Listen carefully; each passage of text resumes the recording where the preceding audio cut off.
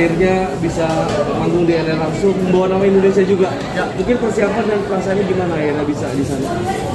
Persiapannya cukup panjang karena memang kita nggak pengen nggak pengen malu-maluin lah gitu. Kita harus tampil yang bagus, terus mungkin mental yang kuat yang harus kita siapin ya, karena nanti kita akan tampil di depan para pelaku industri musik dunia di sana kan. Jadi ya memang harus tampil yang semaksimal mungkin, sebaik mungkin sih. Dan apalagi kita juga akan membawakan beberapa lagu-lagu yang belum pernah kita bawain di Indonesia, karena nama lagu ini lagu-lagu unreleased, lagu-lagu berbahasa Inggris yang kita sudah ciptakan, yang sudah kita tulis, dan semoga lagu-lagu tersebut juga bisa membuat para pelaku industri musik dunia di sana suka, dan kita bisa mewujudkan kerjasama dengan record label dan juga promotor dan juga booking agent di sana. Mas, tadi sempat ceritakan dari 4 tahun lalu sudah pamit izin sama keluarga untuk pamit ya, kita pamit izin. Akhirnya mimpi besar kalian tercapai ke Los Angeles, bermain musik di sana. Sempat nyangka gak sih? Dan di awal kan pasti kan dulu bermusik itu cuma ibaratnya kita mau ekspresikan diri di Indonesia, musik menyemarakan musik Indonesia, tapi akhirnya bisa keluar negeri. Gimana menurut Mas Reno? Sebenarnya dari pertama kali kita ngeband tuh memang kita sudah punya mimpi jadi band yang sukses sih sebenarnya. Jadi kita tuh udah ngebayangin bisa seperti dulu ya, kalau kita kan selalu ngelihat band-band seperti Sheila on 7 atau Dewa atau Padi ya. Dan ternyata ketika kita masuk industri, kita ya alhamdulillah bisa sepanggung sama mereka, bisa berteman sama mereka sekarang yang dulunya kita idolakan.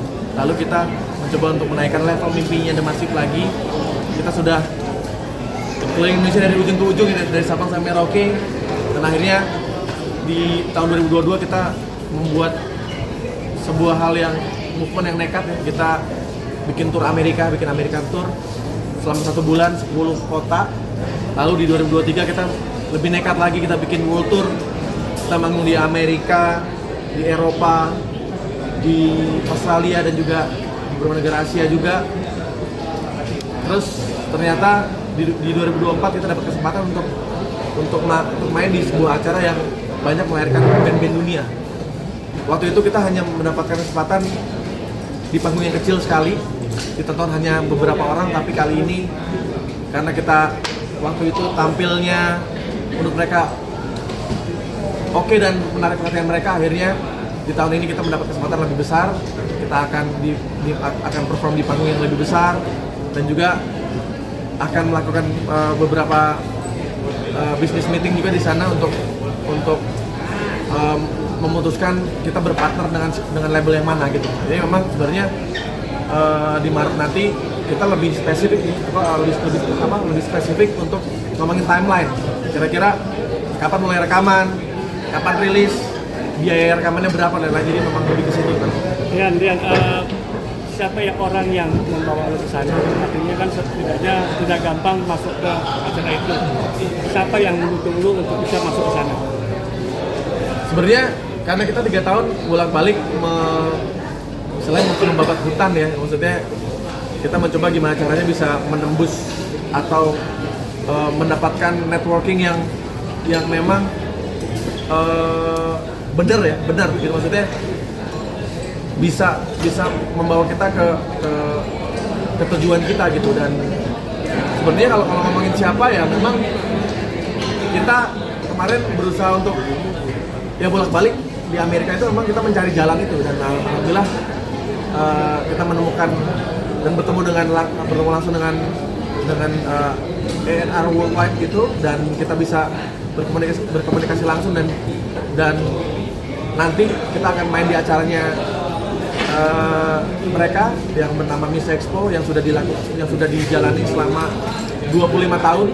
Ini tahun ke-25, jadi sangat buat mereka ini juga sangat memorable juga karena sudah tahun ke-25, dan banyak sekali musisi dunia yang lahir dari acara itu. Jadi mudah-mudahan The Massive bisa juga menjadi salah satu band yang besar dan karyanya bisa mendunia. Berapa proses lama lu bisa akhirnya bisa mendapatkan dari masuk ke Lama ya, nggak bisa dapat link Sony itu. Sebenarnya kita pernah hampir ditawarin tuh di 2017, 8 tahun yang lalu baru, tapi saat itu kita belum terlalu fokus di situ juga, dan memang ternyata tidak murah juga untuk bisa mendapatkan networking itu. Jadi saat itu ya, tapi akhirnya dengan keyakinan kita dengan dengan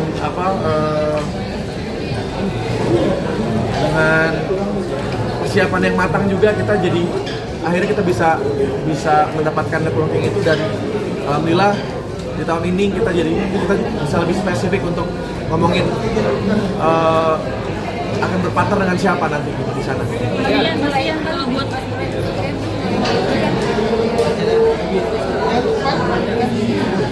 Tahun depan.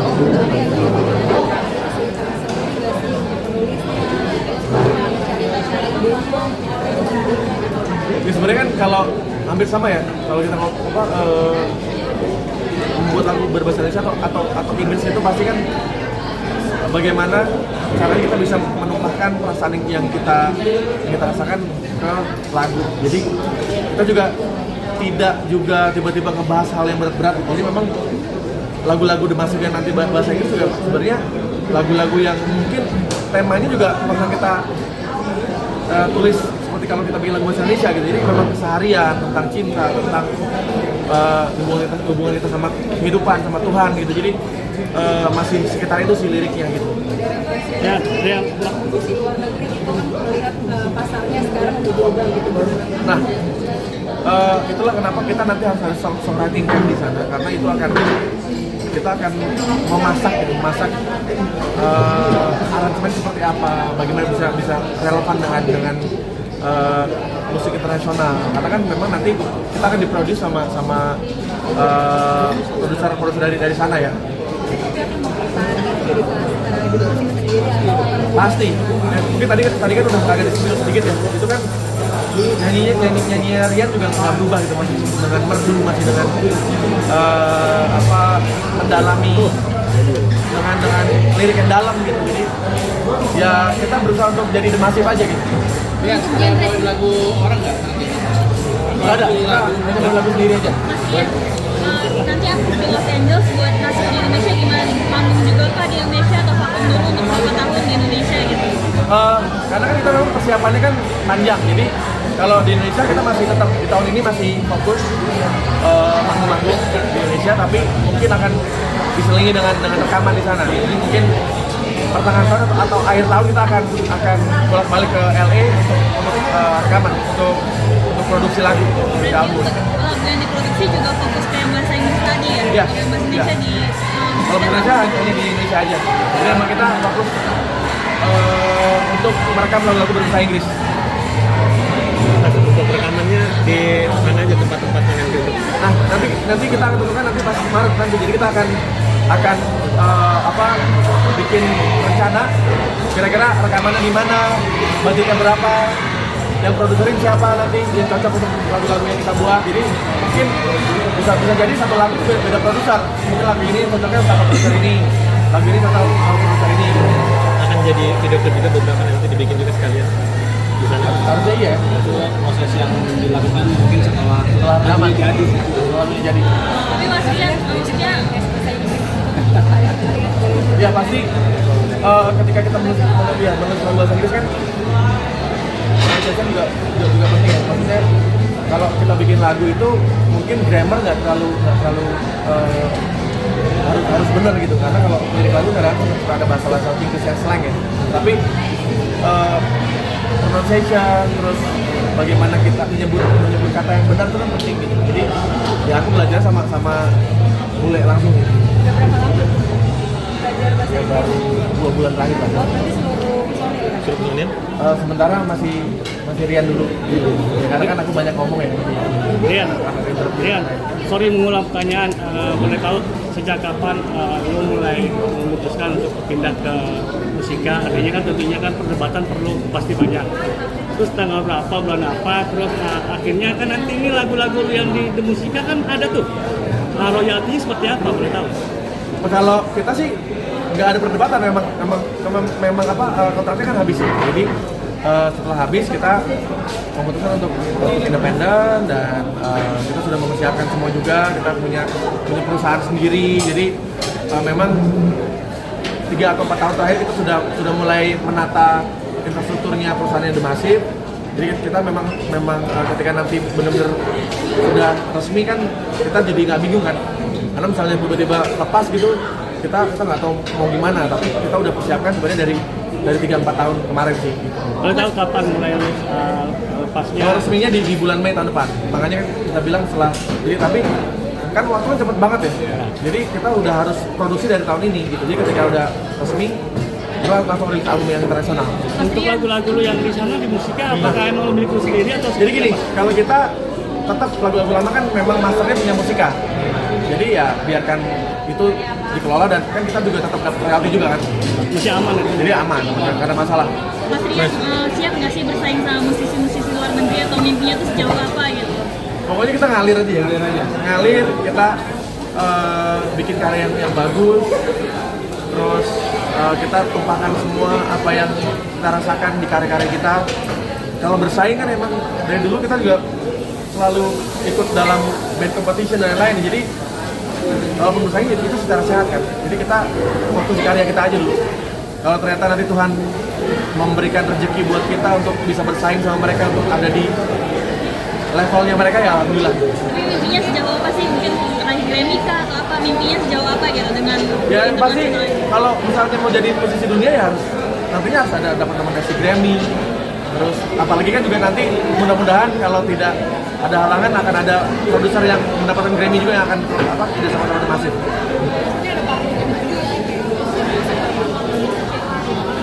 Ya kalau kita ngomongin band itu kan biasanya kalau udah keren kalau manggung di kalau di Inggris ada Glastonbury ya atau Lollapalooza atau Coachella ya itu pasti akan jadi salah satu mimpi yang masuk ya.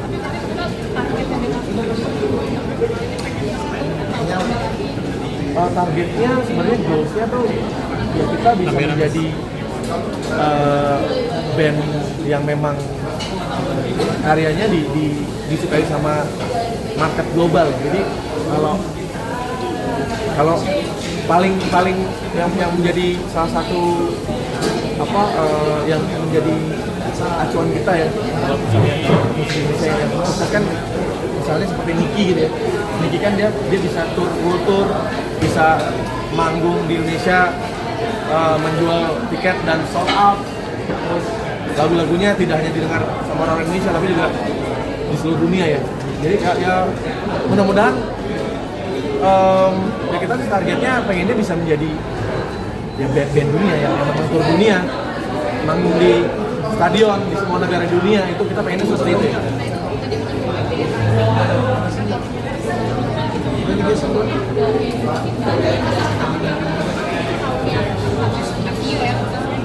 Nah kalau yang networking kita yang sekarang ini justru malah kita langsung sama record label yang menaungi seperti The Weeknd, Ariana Grande, Madonna, Michael Jackson dan lain. Jadi ya mudah-mudahan kita bisa benar-benar bisa kerja sama mereka.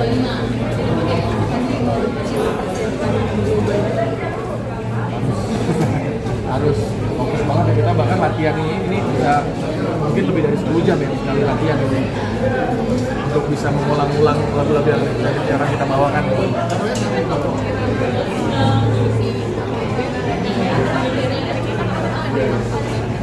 Ya.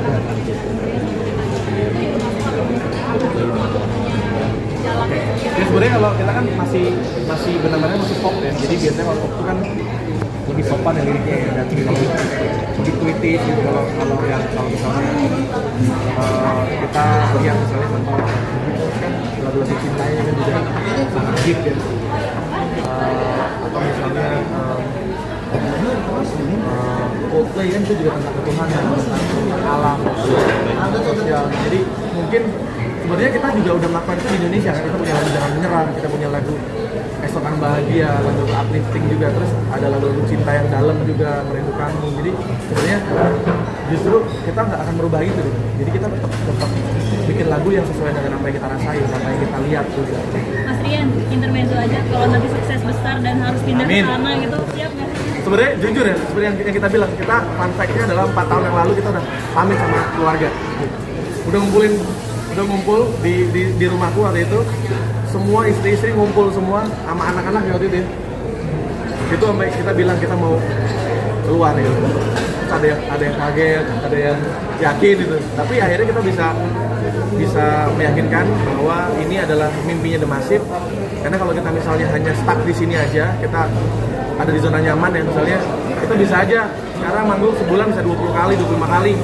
Ya bisa aja, tapi ya udah, kita hanya melakukan rutinitas itu aja gitu. Tapi kalau kita menaikkan level mimpi kita, mudah-mudahan manggungnya nanti besok hari ini di Jakarta, besok udah di Hong Kong misalnya gitu, atau besoknya lagi udah di misalnya di Prancis misalnya gitu, atau di Paris gitu. Jadi ya kita sih pengennya gitu sih. Terus gimana Mas kalau masih first yang di Indonesia kangen gitu? Nah, justru kita tetap ingin menjaga marketnya The Massive di sini gitu. Jadi kita akan banyak, justru karena kita sudah nantinya akan independen kan, jadi kita malah lebih bebas lagi untuk berkolaborasi dengan siapapun gitu. Jadi kita malah tetap pengen menjaga marketnya The Massive di sini. Berarti tetap nggak akan melupakan Indonesia lah ya? Nggak mungkin lah. Tapi kalau untuk itu sebenarnya fungsi dari semboyan kita go global itu, yang namanya global kan berarti kan Indonesia juga termasuk di dalam. Jadi kita tidak pernah membatasi karya kita dengan siapa kita berkolaborasi. Bahkan mungkin tahun besok kita udah ngeluarin karya berbahasa Inggris, tahun depannya bisa berkarya bareng di Indonesia lagi, itu nggak menutup kemungkinan sih. Berapa lama di sana Yan? ya sebenarnya